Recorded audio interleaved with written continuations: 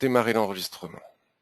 Bonjour à toutes et à tous, nous sommes jeudi 19 juin 2014 à 9h44, je démarre avec une petite minute d'avance, veuillez m'excuser, donc je vais meubler un petit peu si jamais quelqu'un arrive d'ici à 9h45, l'heure officielle du début de ces petites revues de marché.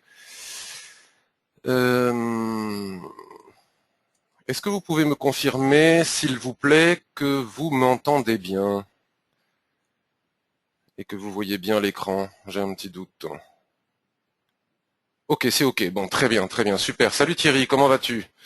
Bonjour Laurence, quelle heure est-il en Australie? À chaque fois je te pose la même question, je vais finir par le savoir.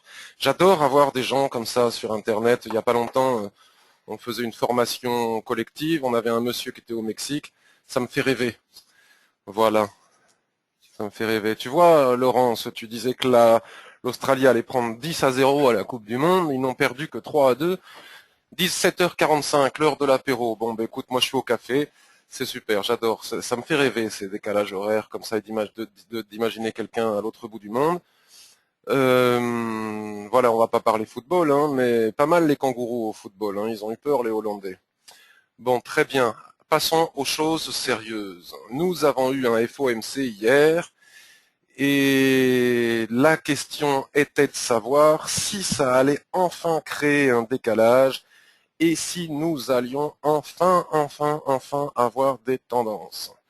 Bon, je ne veux pas me montrer défaitiste, mais je suis dans le doute le plus complet. J'ai pas du tout regardé hier, hein, comme j'avais dit. Je dis pas que je le ferai plus, mais c'est trader pendant les FOMC, les NFP, etc. C'est du poker. Hein. Enfin, non, encore que le poker, c'est du pile ou face, on va dire. Bon. La seule question étant de savoir si ça crée des tendances. Donc là, je suis sur USD-CAD. Vous savez, j'ai pris une position ici, je vous l'avais montré lors de la revue de marché, lors du retour du RSI 21 sur sa neutralité, coïncident ici avec cette étoile filante Doji, ici sur la Kijun. C'était une belle position. La Shinku, oui c'est ça, Shinku n'avait qu'à traverser le nuage, bon mais c'était jouable. Et puis, après être resté en position 48 heures, j'ai fait du yo-yo à plus 20, plus 30, moins 5, moins machin. Bon, enfin bref, hein, je vous ai expliqué que j'en avais marre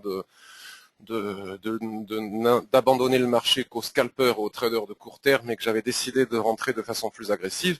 Mais plus agressive ne veut pas dire non plus perdre des trades. Donc, malheureusement, hier soir, ici, là, il était 15 heures, vous voyez, 15 heures. Ça remontait un petit peu ici, le RSI 21 menaçait sa zone de neutralité, on allait avoir le FOMC un peu plus tard, je suis sorti. Puisqu'avec le FOMC, on ne sait pas, hein. D'ailleurs, vous voyez, on a eu cette mèche qui aurait peut-être touché mon stop, d'ailleurs, on a eu cette mèche, et puis après, on ne sait jamais ce qui est... Bon, malheureusement pour moi, c'est reparti, donc là, je dis malheureusement, ah mince, si j'avais su. Mais il ne faut jamais dire ça, parce que si c'était parti dans l'autre sens, j'aurais dit, ah ouais, super, j'ai bien fait de couper. Donc voilà, on prend une décision avant le FOMC, voilà, finalement, ça repart dans le bon sens, mais ça ne casse pas le range. Donc, la situation que nous attendons, c'est-à-dire avoir une tendance, on n'a pas vécu ça depuis là, on était quoi? Depuis mars, hein, on est quand même en juin. Depuis mars, on est en dérive latérale, en range, enfin c'est insupportable, quoi. Depuis là, on est quoi? Début mai, vous voyez, on fait du yo-yo. Alors, on peut trader ce range, hein, c'est pas impossible de trader ce range. Si, par exemple, je regarde un petit peu ce que fait Kijun. Le nuage est à l'horizontale, il twiste en permanence, donc ça n'a aucun intérêt de tenir compte des droites de l'Ishimoku, même si je l'ai fait ici en relation avec le RSI, puis parce que la Kijun est en train de baisser. Bon, si en clôture H4, parce que dans ces revues de marché, je ne cherche que des trades en H4, mais vous pouvez bien évidemment trader en 1 minute, 5 minutes, 15 minutes, tel que je l'enseigne dans mes formations. Si on casse ici à 11 heures en clôture, puisque ma plateforme à moi clôture ses chandeliers 4 heures à 11 heures, 15 heures, 19 heures, 23 heures, si on casse ici à 11 heures, si on fait une petite cassure avec un ratio qui nous permet de rentrer, on peut rentrer bille en tête, à mon avis. Hein. Par contre, on peut aussi laisser casser, ce qui est souvent le plus intelligent, mais ça demande d'être patient, ce que tout le monde n'est pas. On peut aussi laisser casser, vous voyez, le RSI 21 va se diriger vers le bas.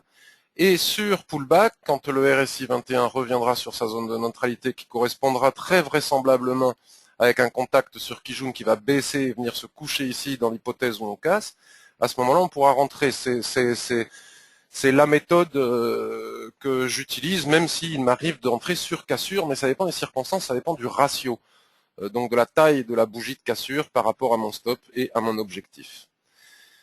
Si à contrario, et donc là on n'est plus du tout dans l'Ishimoku, mais on est dans du trading range, si à contrario on fait ce qui est en train de se produire là, bon peut-être que cette mèche n'est pas suffisante, mais pourquoi pas, si à contrario on fait ce que l'on appelle un ressaut ou un ressort, il est aussi possible d'entrer en position long, ici, avec un stop sous le plus bas, ici sous la mèche, peut-être chercher la mèche qui est ici, vous voyez, ça nous permet d'avoir un magnifique ratio. Hein, si ça se trouve, on va même, on a encore 1h10, on va même transformer ce chandelier en marteau ou en un chandelier, je ne sais pas en quoi, mais de retournement, une ligne de chandelier en retournement. Il est aussi possible d'envisager que le marché va continuer sa dérive latérale et ne va pas réussir à créer de la tendance, et à ce moment-là, rentrer long pour viser le haut du rectangle ici avec un stop relativement bas. Ce qu'il faut regarder, c'est les histoires de rotation partielle. Donc là, rotation, oui, donc là, il ne s'agit pas d'une rotation partielle parce que nous sommes toujours dans le mouvement de baisse suite au soulèvement que nous avions eu ici. Vous voyez, là, on a un doji, on short, et on va chercher le bas du rectangle. Ça marche ou ça marche pas, mais en tout cas, c'est quelque chose que l'on peut faire. C'est du trading range, voilà. En tout cas, si ça casse, à mon avis, on a un signal de vente, donc on vérifie si le signal est jouable sur le daily.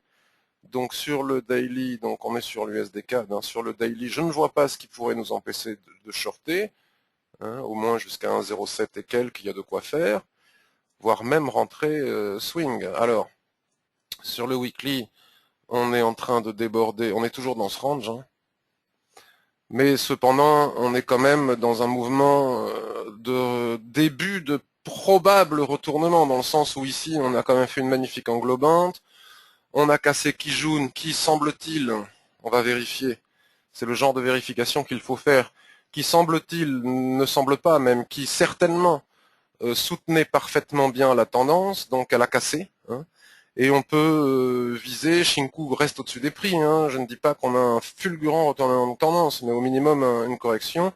On peut viser le contact de Shinku avec les prix, et les prix sur cette Kijun ici, je vais bouger mon machin là, à 1, ben voilà, c'est ce que je disais, 1,07, il y a une petite centaine de pips à prendre, et puis, Inch'Allah, hein, peut-être que, voilà, bon, là, ce qui est intéressant de voir, c'est que la résistance, le support dont je parle sur le H4 est un support fort, dans le sens où sur le daily, c'est le contact du RSI avec sa zone de neutralité, d'accord?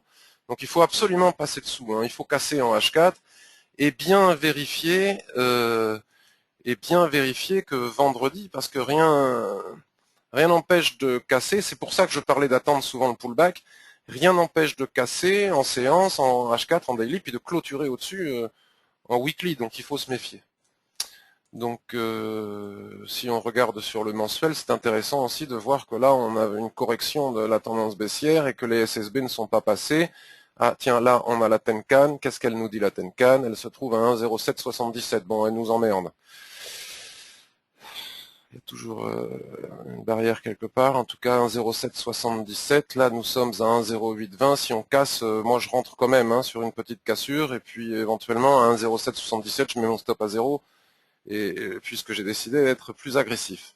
Donc forcément ça ramène à toutes les autres paires en CAD, en CAD, donc il faut aussi voir le pétrole, j'ouvre pas le graphique du pétrole, vous me direz s'il continue à monter, puisque le CAD c'est du pétrole, donc il est totalement corrélé au pétrole, c'est pour ça qu'en général j'aime pas le trader, puisque je ne trade jamais le pétrole, je trouve ça trop volatile, j'aime pas ça, ça fait des mèches dans tous les sens, je sais pas comment mettre mes stops, je n'aime vraiment pas ça.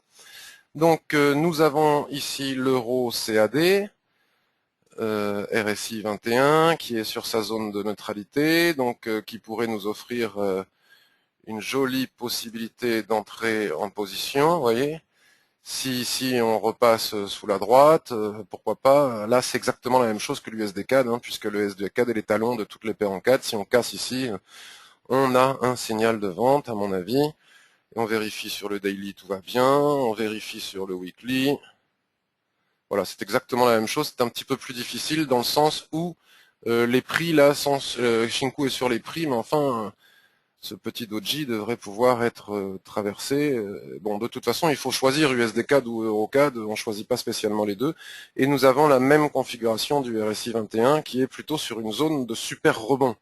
Hein. Sur le weekly, ça c'est une zone d'achat. Donc il faut vraiment attendre des confirmations.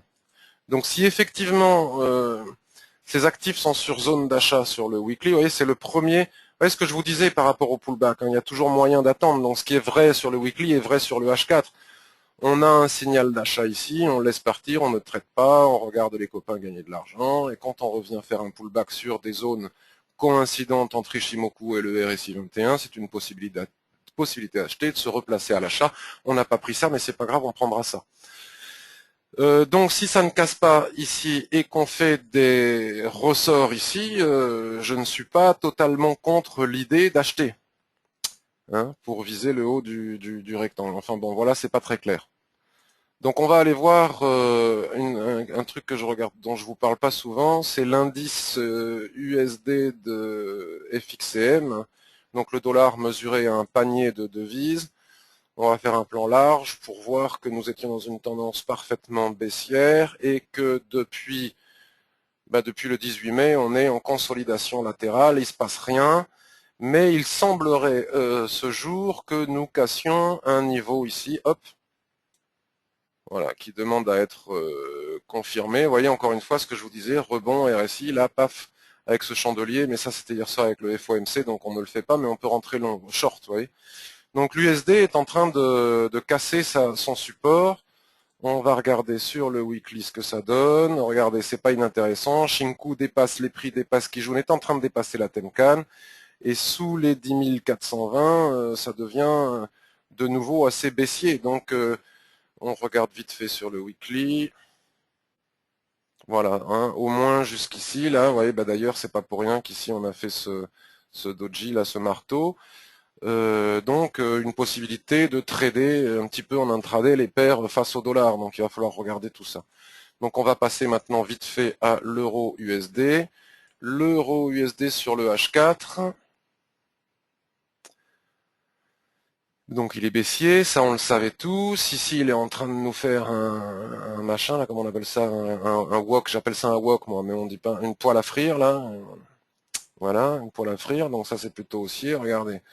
Le RSI, on a eu notre divergence, il casse la divergence. La divergence est confirmée par la cassure du RSI, c'est un superbe signal d'achat.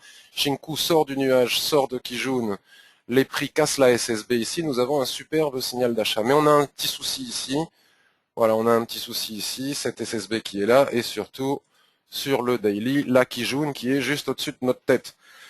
Donc ça sent le rebond, hein, mais il faut le confirmer, vous voyez ce que donc il faut casser cette zone, et de même que le RSI ici doit la casser, ça sent le rebond, mais je ne sais pas encore si ça sent le rebond ou si au contraire ça sent la petite correction ici pour venir shorter la zone de neutralité qui jaune, vous voyez, et repartir à la baisse. Donc à mon avis, il faut encore une fois attendre des confirmations, c'est vraiment pas clair pour moi, même si en H4 on a un pré-signal. Il ne concorde pas avec ce que je vois sur le daily, donc il faut attendre de casser en daily la zone que l'on vient de voir, qui correspond plus ou moins à celle-ci, ou au contraire de voir si on repasse pas à la baisse, mais auquel cas on attend d'au moins casser la zone de neutralité du RSI et de repasser un petit peu là-dessous. C'est pas simple. GBP USD m'attire beaucoup plus, le câble. Donc déjà on peut tracer une droite ici qui est jolie. Bon, allez. Faut jamais tracer les droites en fonction de notre intérêt. Là, je suis un petit peu en train de la tracer en fonction de mon intérêt, mais je la prends quand même. Alors attendez, je vais essayer de l'améliorer. Ouais, ça va, elle est bien. Elle est mignonne, il n'y a pas à dire. Hein? Voilà, c'est une zone. Voilà, elle est belle, on l'accepte, on la prend. Voilà, donc nous sommes dans une belle tendance haussière du GBP USD. Il a fait du range et de la dérive latérale. Voilà, hein, et il monte comme ça, mais à chaque fois qu'il vient taper la droite ici, qui correspond au nuage, vous voyez, voilà, ici on avait un superbe signal d'achat finalement, quelque part.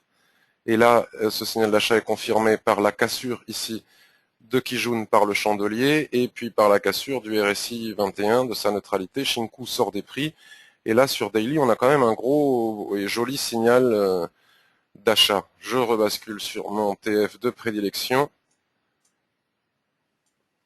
Cette droite ici, la première ici est une droite très importante parce que si vous basculez sur le mensuel, c'est, alors j'arrive pas à la tracer droite, c'est pénible, peu importe, c'est l'alignement de Kijun et de SSB ici sur mensuel, donc on peut viser les 1,73 maintenant, c'est parti. Hein, ça marche ou ça marche pas, mais je vois que on a le signal. Alors j'ose pas entrer moi. J'ose pas y aller parce que j'aime pas ce chandelier. En tout cas, voilà, on avait ce petit range d'attente. On a déjà cassé. Ici, on a cassé, puis on a eu ce petit range ici. Donc hier, nous avions le FOMC. On est venu s'appuyer ici sur la Kijun. Donc deux solutions. Soit on achète ici à 11 heures si réellement ça casse. Donc là, avec ce chandelier, pour le moment, on n'a pas l'information. Regardez, on avait déjà eu une menace ici, puis ça s'est transformé en soulèvement. Donc si ça casse avec un petit chandelier, j'aime pas rentrer sur cassure avec des chandeliers méchés. Donc il me faut un chandelier plein. Ou sinon, l'autre possibilité, à mon avis, celle qui aura mon choix, étant donné qu'il n'y a pas trop d'obstacles jusqu'à 1,73, c'est de laisser casser, vous voyez, de laisser casser. On est quand même sur une zone haute au niveau du RSI. Je ne tiens pas compte de survente sur achat, c'est laisser casser. Et sur pullback sur Kijun qui va monter, donc sur pullback éventuel, soit on mesurera la force de Kijun ou la force de la zone de neutralité, l'un filtrant l'autre. Sur repli, il suffit juste d'être patient, parce que ça peut partir fort sans nous, puis tôt ou tard, ça finira par revenir tester la Kijun ou la zone de neutralité, et là, on aura un signal d'achat pour aller chercher un 73. Donc, peu importe si on rentre à 1,75, 1,71,50, et qu'on ne prend que 150 pips au lieu de 300, au moins, on sécurise notre... Après, il n'est pas stupide d'acheter aussi sur cassure ici. Donc là, éventuellement, on peut aller affiner sur le H1. Voilà, c'est pas inintéressant de constater que sur le H1, donc on va monter notre droite ici, puisque le support est là. Sur le H1, vous voyez, Tenkan est la première à venir, mais j'aimerais bien voir monter un petit peu Kijun, mais elle va monter indéniablement. On a quand même une belle cassure là sur le H1, avec un marabozu qui manque un peu de volume. Ça s'est fait à quelle heure ça? 8 heures du matin, ouais, c'est pas top. 8 heures du matin, juste avant l'ouverture européenne. Il faut voir un petit peu ce qui se passe ici. Est-ce que c'est un pullback et qu'on repart à la hausse comme ça en clôture? Là, ben voilà, 10 heures. 10 heures, si on repasse dessous, on sort. Donc pourquoi pas acheter maintenant? Pourquoi pas acheter maintenant et mettre le stop serré comme ça en dessous? Donc là, on va basculer sur le M15. Vous voyez, sur le M15, on a aussi l'information. Kijun est venu se coucher au niveau de notre support ici. Moi, j'achète. Allez, hop, c'est parti. Bon, j'achète. Je vais attendre un peu parce que j'ai pas à montrer à tout le monde avec combien de lots je rentre. Donc je vais attendre un peu, mais là, je ne serai pas... Voilà, ou attendre la cassure ici, vous voyez. Bon. AUD, USD, exactement la même chose. AUD, USD, on connaît par cœur, on va pas recommencer, on a déjà fait l'analyse weekly mensuelle 3 millions de fois. Donc encore une fois, la cassure des 0,9430, bon, on va pas attendre 3 millions d'années, mais on a ici les 0,9450 aussi, dont il faudra se méfier.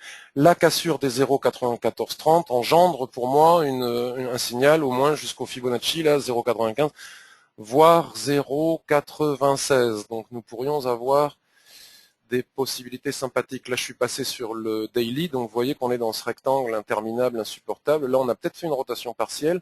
Donc si jamais on a fait une rotation partielle, ça nous indiquerait la sortie par le haut. Et si sortie il y a, il faut y aller. Donc vous voyez, j'ai failli me précipiter avec GBP USD parce que je ne vais pas trader 46 paires en USD. Peut-être que celle-ci me plairait bien aussi. Donc voilà, j'ai le temps de voir. Il est plus sage d'attendre 11 heures. Voilà. Il est plus sage d'attendre 11 heures. Donc AUD USD, signal d'achat, à mon avis, en cas de cassure du range, comme ça, il est plus haut à 0,9430. Donc là, c'est pareil, c'est chacun fait selon son ratio, sa technique, etc.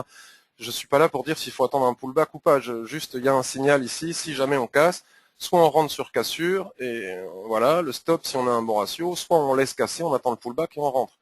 C'est toujours pareil. NZD, USD, c'est la même chose. Sauf que NZD, USD, ça me plaît moins parce qu'on n'est pas loin des plus hauts, quoi. Regardez. J'essaie de défiler. Bon, attendez, excusez-moi, vous devez avoir du lag. Voilà, on n'est pas loin des plus hauts 0,87, 90, je trouve qu'il y a moins d'espace, il n'y a pas de certitude de casser ces plus hauts. Je préfère la UD. Voilà. USD CHF, ben c'est exactement la même chose qu'euro USD dans l'autre sens. USD JPY, ben vous voyez, ça menace de casser de partout. Donc le problème c'est que ça menace de casser de partout depuis des mois et ça ne casse pas. Donc le RSI 21, lui, il a déjà commencé son boulot. Hein, il a cassé la droite de tendance et ici il a cassé la zone de neutralité. Et donc si on casse ici cette droite, on a vraisemblablement un signal de vente. Je ne recommence pas, on le confirme ou on le valide en allant sur l'ETF inférieur. Donc là on voit que ça le fait. 101,68 est un support important. Donc on peut attendre de casser les 101,60, admettons. Et puis on a ouais, bon, ça me plaît pas des masses, donc voilà. Les indices, vite fait. Alors les indices, c'est très intéressant. Donc comme je le dis depuis des jours et des jours et des jours, ils corrigent un petit peu, mais ils ne sont en rien baissiers. Hein, ils continuent à être très insolents. Voilà, hein, regardez, la zone de neutralité est parfaite. Voilà, tac, zone de neutralité, une petite poussée, et là c'est reparti, quoi. Donc on était monté très haut comme ça, et là tout le monde s'affole en disant ça y est, c'est parti mon kiki, on vend et on prend 3 millions de pips. Ben non, c'est qu'une mini correction ridicule. Et on a approché la Kijun ici et c'est reparti à la hausse. Donc moi, mon idée, mon espoir, ce dont j'avais envie, c'était qu'on vienne taper vraiment la Kijun ici au niveau de la trend. Et alors là, j'aurais acheté les yeux fermés. Bon, on n'est pas passé loin, donc je suis obligé de ravaler mon désir et d'attendre la cassure des 16 973 pour pouvoir partir plus haut. Bon, ceci dit, entre 16 890 maintenant, il y a quand même 70 pips à prendre, donc à ce moment-là, on bascule sur le H4 et on regarde s'il est pertinent d'y aller ou pas. Ça casse avec du volume, c'est pas mal. Le RSI 21 est repassé haussier, donc là, c'est toujours pareil. Là, je pas rentrer maintenant alors que j'ai du plat ici, j'ai des prix juste là. Je vais laisser partir et puis je reverrai, je verrai acheter sur pullback. Faut laisser monter la Kijun. Donc le DAX, ben idem, hein, on va pas recommencer puisque c'est la même chose. Si on casse les plus hauts, ben signal d'achat, hein, puis on peut continuer la tendance. Donc sur cassure ou sur pullback, le CAC 40, c'est pareil, mais il a toujours un petit temps de retard. Faut qu'il passe ici, qu'il casse ici. Tant qu'à faire, autant d'attendre les 4600 là, hein, et puis on vise toujours les 4670 plus les 4008. On l'a déjà vu 3 millions de fois. AUD, NZD, ben il a réintégré son range, le bougre, mais est-ce que c'est pour aller viser le bas ou est-ce que c'est pour rebondir? Il semblerait qu'il ait envie de rebondir, mais tant que le RSI 21 n'a pas cassé sa zone de neutralité, danger. Là, on est en train de dessiner un joli signal en retournement en chandelier japonais, mais la clôture, c'est ce soir. Hein. Là, il est que 9 heures, donc on a quelques heures d'ici la clôture. Hein, étoile du matin sur support, comme ça, c'est un signal d'achat. Voilà. Surtout si on casse le... Voilà. Donc voilà, on rentre pas forcément précipitamment. Ben, je crois que j'ai fait le tour de la question. Hein. GBP, NZD, Euro AUD. Ah, vite fait, le gold. Bon, voilà, le gold, il n'y a rien à faire, hein, selon moi, parce que c'est trop fragile. Hein. Là, on est vraiment sur une zone indécise. Hein. C'est vraiment trop fragile. Pour moi, il faut attendre. Shinku est sous les prix, le RSI dit rien. C'est vraiment casse-gueule. C'est vraiment casse-gueule. C'est la seule chose que ça m'inspire. Le silver est un petit peu plus vaillant. Hein. Il est en train de nous faire une petite cassure. Hein. Souvenez-vous, moi j'avais acheté en bas sur ressort, puis je m'étais fait sortir pour quelques pips près. J'ai quelques regrets. Donc là, il était passé bien en dessous. Vous voyez, il était passé bien en dessous. Là, il avait donné des signaux de vente qui étaient crédibles. Hein. Et puis finalement, là, on casse la zone de neutralité. Vous voyez, on casse la zone de neutralité. On a une divergence ici. Regardez. Paf, paf, divergence confirmée par la cassure de la neutralité. C'est pas mal. Laissons monter, laissons Shinku casser la traîne, passer le nuage, laissons tout ça passer par au-dessus. Confirmer la hausse. On a vraiment, il y a vraiment de quoi prendre. Il n'y a vraiment aucune urgence. Une semaine, là je me suis mis sur une semaine, vous voyez, on approche de la Kijun, donc c'est pas encore très très clair et on reste quand même malgré tout dans un sale range. Dans ça le range et c'est encore baissier, donc il faut attendre encore un petit peu. Mais ce que je voulais dire, c'est que dans ces cas-là, si effectivement on est en train de vivre un rebond suite au double bottom qu'on a sur le weekly, donc là je suis passé sur le H4, vous voyez on est déjà très haut, il n'est pas inutile, la Kijun est en train de bien jouer son rôle, regardez. J'ai hésité ici, hein, hier, mais bon. Pas de précipitation, on a dit. Là, on a une nouvelle cassure. On a théoriquement sur H4, on a un signal d'achat. L'idée est quand même de laisser passer les obstacles que l'on a sur le daily. Voilà, je reviens sur le H4. Ce sera quand même plus prudent. Vous voyez, on n'est pas pressé. On attend le pullback. Et à ce moment-là, on verra si on peut acheter sur pullback. Voilà, donc récapitulatif. Qu'est-ce que me fait le GBP USD? Voyons si j'ai failli faire une connerie devant tout le monde. Non, c'était pas une connerie, mais il n'y avait pas d'urgence non plus. Il n'y avait pas d'urgence non plus. Peut-être qu'il est beaucoup plus prudent d'attendre quelques pips. Ici, on casse ça. Si on casse ça à 11 heures, why not? Donc GBP USD, je vois un signal d'achat. On peut acheter sur cassure, on peut aussi attendre le repli. AUD USD, c'est pas mal non plus, mais c'est pas fait. Ça fait déjà plusieurs jours qu'on menace, mais qu'on ne casse pas, donc il ne faut pas se précipiter. Qu'est-ce qu'on a vu d'autre? Donc j'ai dit GBP USD, AUD USD, dans mes préférences. Les indices toujours, mais il faut attendre Wall Street, comment ils vont avaler, et comment vont-ils digérer le non-événement de la Fed hier, et l'USD CAD. L'USD CAD me plaît bien, donc pour le moment, il a envie de baisser. Donc là c'est pareil, vu la zone de support qu'atteint le RSI, soit on rentre sur cassure, soit on attend le pullback pour rentrer short. Donc et EuroCAD pareil.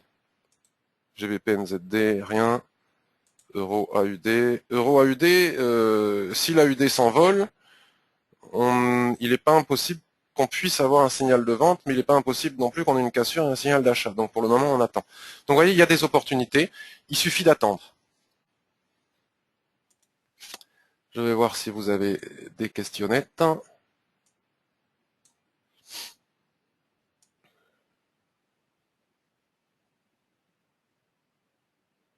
Alors, des questions. Alors Mathieu, il a des soucis de Jean-Luc. Quel avis sur FTSE? Je regarde pas FTSE, Daniela. Je regarde pas cet actif, mais FTSE c'est un indice à peu près le même que le DAX et le CAC, j'imagine. Tu ne parles jamais de l'indice espagnol et italien, il semble plus volatile pour le moment. Ouais, j'ai déjà effectivement. En effet, tu as vraiment tout à fait raison. Alors j'ai déjà, je sais pas combien, plus de 25 actifs. Voilà, je peux pas tout ouvrir. J'ai fait mes choix. Mais après, la technique Ishimoku est la même, quel que soit l'actif. Alors, Yvon, après une annonce, j'aime regarder les cours avec des unités de temps courtes H1 pour voir la réaction le lendemain.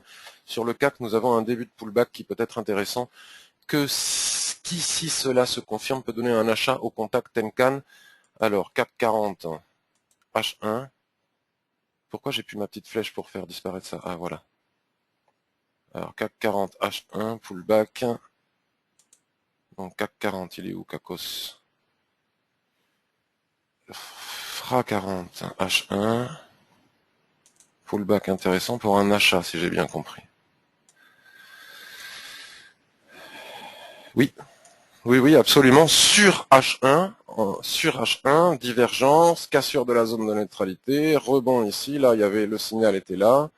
Donc là, effectivement, tout sur H1, je dis bien sûr H1, tout pullback sur cette zone, Shinku sur la SSB et les prix sur Tenkan ou sur Kijun réunis, le tout avec le RSI sur sa zone de neutralité, peut en effet donner un signal d'achat du CAC 40 sur H1 vers 4540. Donc après, il faut absolument confirmer cela. Donc 4540. 4000, ouais. Après, si on re-rentre dans le nuage ici et que Shinku n'a pas baissé les prix, c'est embêtant. Donc c'est oui mais non. Il faut que ce soit validé sur le TF supérieur. Il faut que ce soit validé sur le TF supérieur. Moi, j'attendrai bien de voir la réaction. Il faut, de toute façon, pour trader le CAC, il faut utiliser les indices américains. C'est obligatoire. puisque c'est eux l'indicateur. Bon, ben c'est superbe, hein, sur US30 sur H1, c'est superbe, on est pile poil sur cette résistance. Donc voir comment ils réagissent si jamais ils font un pullback ici, mais il n'est pas impossible qu'ils cassent et qu'ils aillent chercher cette résistance ici, et à ce moment-là, on aura un signal d'achat sur le CAC, non pas sur pullback, mais sur cassure, puisque tout dépend des indices américains.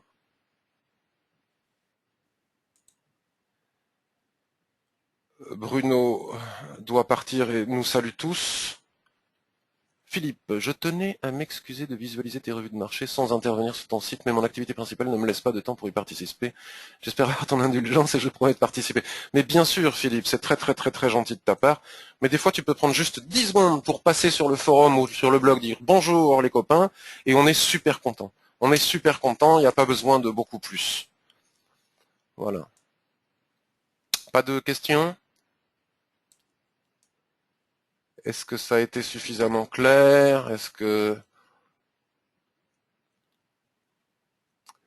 Ok, bon, ben, messieurs, dames, je vous souhaite une très très agréable journée.